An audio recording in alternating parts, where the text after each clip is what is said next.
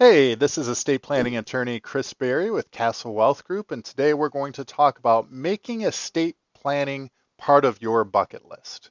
And if you like this information, please make sure to subscribe to our YouTube channel. Christopher Berry is a leading estate attorney and advisor in the area of retirement and legacy planning. He has been featured in publications such as Forbes, Kiplinger's, Crane's Detroit, and more. He's the host of the weekly radio show and podcast, The Chris Berry Show. He's a national thought leader as it relates to retirement and legacy planning, and has authored the Amazon best-selling book, The Caregiver's Legal Guide. So, death and taxes. Who likes talking about those things? No one. It's not fun. It's not exciting. It's not sexy. It's not something you want to spend money on. It's very easy to just put your head in the sand and pretend nothing bad will ever happen. But in my 16 years, I know things happen all the time, even when they're unexpected. And that's why it's so important to put together an estate plan. And what I would recommend is adding a estate plan to that bucket list, to that to-do list, to that New Year's resolution. You'll feel so much better when you have one put together. You'll have what we call peace of mind. So many families come into us, once they've went through our process, they tell us, Chris, or they tell our team, you know what, getting this done gives us such peace of mind we can sleep better at night. And so make estate planning that priority in the new year for your New Year's resolutions, or put it on your bucket list of something that you know you need to get done, or your to-do list. The easiest way to start is reach out to an estate planning or elder law attorney, ideally a certified elder law attorney, which is the gold standard for estate planning and elder law. And there's a couple key tools that are typically used when we put together an estate plan. First, a lot of times we have a trust, not always, but a lot of times we do.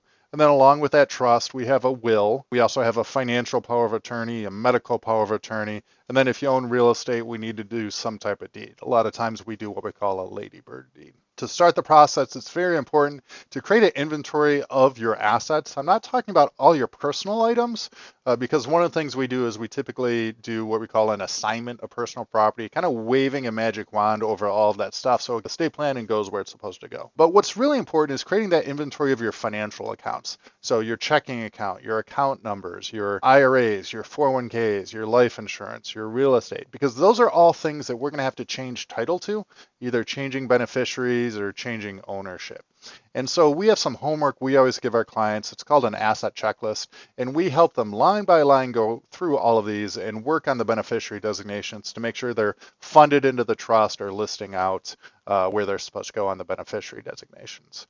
So that's one of the most important things prior to actually setting up the will or trust that needs to be done. And it's one of the things we always give our clients homework on. And then think about the things where you'd want to leave your stuff, not just your personal stuff like your pots and pans and furniture and jewelry, but also your financial accounts. Is it to a spouse? Is it to a spouse and kids? Is it to grandkids? And then also think about who you want to serve in different roles. Who do you want to wrap up your affairs? That'll be a trustee or personal representative. Who do you want to manage your finances if you get a knock in your head, or make medical decisions if you're unable to under the financial and medical power of attorney? A lot of times it's spouse than kids, but you might not have a spouse or kids. Then you need to think outside the box a little bit. Look to other family members, whether it's siblings, nieces, or nephews, or even close friends. Hopefully that's helpful. It's really important to have this in place. I've seen so many messes where either the estate plan wasn't set up correctly or there was no estate plan at all. I've seen it devastate families. In fact, my own family, when I was about 12, my uncle passed away. He had a simple will that said it should go outright to his 3 kids, and then he had a life insurance policy for $10,000 saying it should go to the youngest child. And by not having all of this coordinated, the life insurance policy went to the youngest child. The 2 other siblings, and this is 30 years later, still don't talk to that one child because they say the will should have went 3 ways. That life insurance policy for $10,000 should have been split evenly. But that youngest child just took the $10,000 life insurance policy and ran. So I've seen firsthand the mess bad estate planning or no estate planning can create. So make it a priority, make it a New Year's resolution, put it on your bucket list to get your estate plan done as soon as possible.